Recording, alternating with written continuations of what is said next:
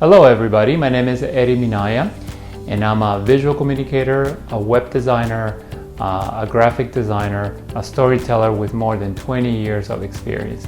If you're new to the channel, I will give you tips and tricks from the creative director's perspective and how to grow your graphic design career. If you're in your career for 2, 3, 4, 5 years, a lot of the tips I will give you will help you grow.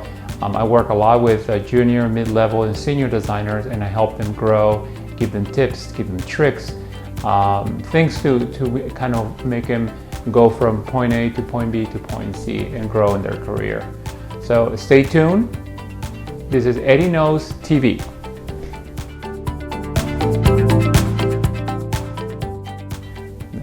So you start your week, you get up in the morning. I get up around 6:30 in the morning, and you do what you do every day. You take a shower, you get changed, you eat your breakfast, and then if you go into the office like I do, you get in your car and then you commute to your office. Hopefully your commute is not a long commute, and then along the way you maybe listen to some podcast, maybe some music to kind of get you in the mood of the daily grind of your work, so that you get to work. And when you get to work, your inbox goes ping, ping, ping, ping. It's like a never-ending task where your emails are just coming in and coming in and coming in. Nowadays, we use so many different channels of communication, from Slack to Skype to video chat, Zoom, appear in Teams, and everything. Sometimes a lot of these systems will create an email that actually will give you some sort of warning that something is going on within the message, but it becomes just overwhelming sometimes with the number of emails that you get. Just to give you an example, and this you may relate to this, I get an average of about 150 emails per day. That is a lot of emails to go through. That's a lot of emails to sort through, especially when you have to oversee work. You have to make sure the work gets done. You still got to do some of the work. You still got to go to meetings. At some point, you have to go to the bathroom. At some point, you have to eat. And, sometimes your 8 hours a day or the hours that you're at work, it's just not enough.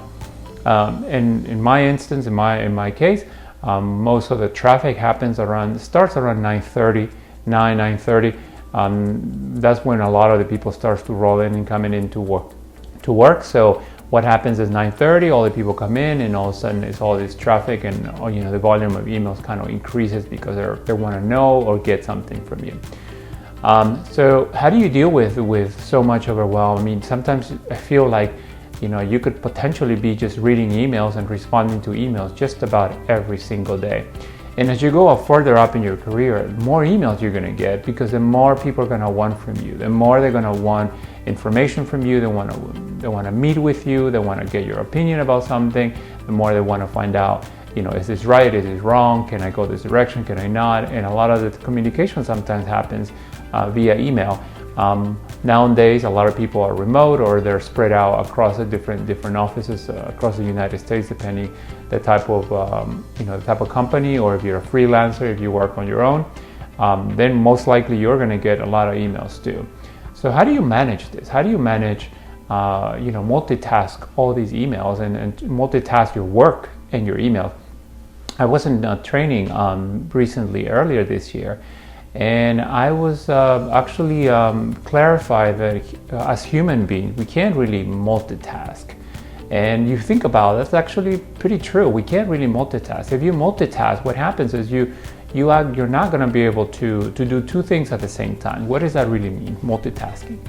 If you're doing 2 things, 3 things at the same time, most likely you're going to do them halfway. You're not going to be able to do them 100% or do them correctly. So you're not going to give yourself 100% to this task or this task. You're going to do them halfway. You might end up getting them done, but it's not the best work that you're going to put forward.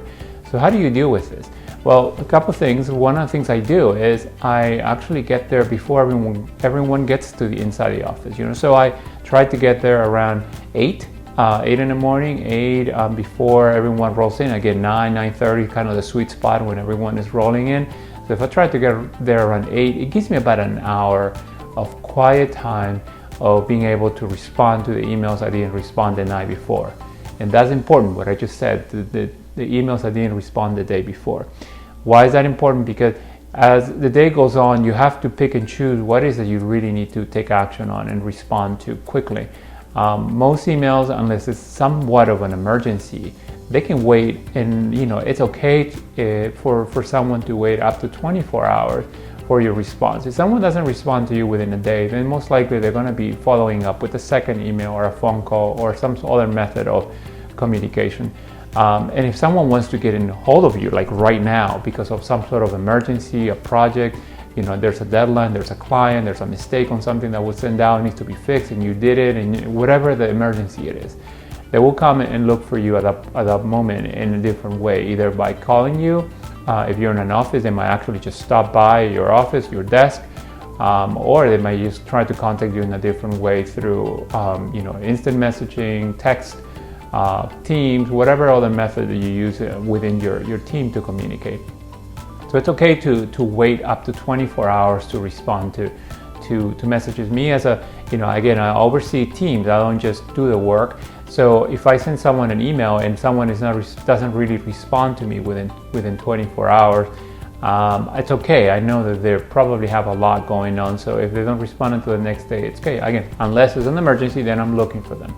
So that's one tip, is try to get there a little early. It will feel like are you working an extra 30 minutes or an extra hour? And it's really, really not. It's going to make your life a lot easier. It's going to give you more efficiency. Your day is going to go better because you're going to be able to kind of clear up the clutter of all the emails that you might have had the next day. The next thing you need to do is you need to keep that email, that inbox clean. And what I mean clean is, I've seen some people with 13,000 emails in their inbox. This might be a way that you feel accomplished because everything is there. So if you need to go back and search for an email, you can just do a search and find them. But think about this. It's just so many emails to sort through. How in the world are you going to be able to, at some point, just, your email is just going to explode. Plus, you may have just a limit on your inbox, especially if you work with some sort of exchange server. You may have a limit of how many emails you can get in. Keep in mind that your email box has a specific file size, and if you go over, it might either start, completely blocking you from sending emails, or at that point, you may start deleting all the emails. Keep in mind that your sent items are taking space. Keep in mind that your emails you're deleting are going in your trash and probably staying there for maybe 60 days, maybe depending on the system that you use and the exchange server you use. It may actually be there until you hit delete, until you delete them until you empty your trash. So that might be taking space. So best thing to do is I've been doing this for a long time, and it's a lot easier to keep up your emails, is keep folders, create folders for your emails, and you can even create filters where it allows you to, as soon as the email comes through, it goes to a specific filter they have to follow up. I personally don't like that because then I don't know it's there, I'm gonna forget. I like to kind of keep in my inbox kind of the things that I have to take immediate action on. So if I get an email and it's related to a project, but it's more of just an FYI, I will create a folder and I will save it in the folder. So if I ever have to go back and reference the email, I can go back and do it. A lot of times when somebody says, oh, we did this project about a year ago and we sent an email and, there was an attachment, there was some sort of something we got from the client, some sort of graphic, and then, I don't know where it is. Well, at that point, I will go back to my folders within my inbox, and then I'll go back and look at the date and I'll find it. So a lot of the time, most people in my office know that I'm very organized in terms of my folders, and they will most likely rely on me. But you should do the same. This would help you in the long run to be organized with not just with your email, but that will carry on to other things like being organized with your files, with your file naming, etc. So having folders on tip number 2, having folders for your inbox. Tip number 3, don't overwhelm yourself. It's okay to sometimes, if you're on deadline, close your inbox for, if you have to concentrate yourself into 3 hours of time in order to kind of get some work done. Quit your inbox for 2-3 hours. Again, if someone wants to really find you because of something that an emergency, they will come and find you, but this will give you that flexibility to get your brain going. A lot of times when we start a project, this happens all the time. Sometimes it takes you 30-35 minutes, sometimes an hour to actually just get into it, and that's when you're really efficient. Like when you start a project, the very first 30-35 minutes, 45 minutes, sometimes up to an hour, is when your brain is gathering all this information and trying to put it all together. All these thoughts are kind of going through your head and how to execute. You might have started with sketches, you might have gone into a wireframe, whatever it might be your process at that point.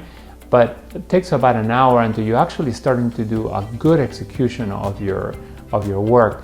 So quitting your email for about 2-3 hours because you're on deadline is perfectly okay. People will understand you're trying to do good work. It's part of your process.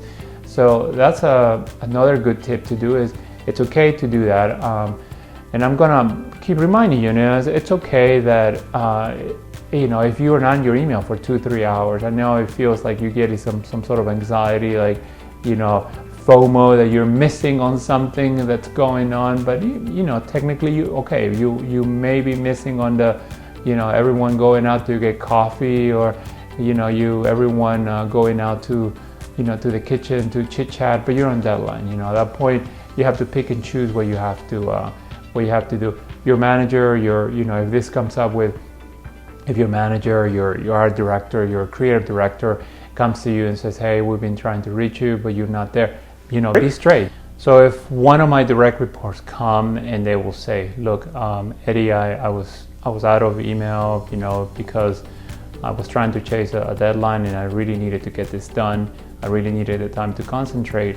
Actually, to me, it shows me that they're trying to structure a process. So actually, my respects goes really high up for that young designer that is trying to show establish this process in their daily grind in order to meet his or her deadlines.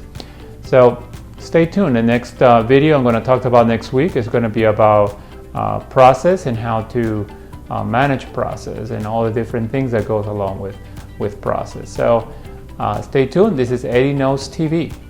Till next time.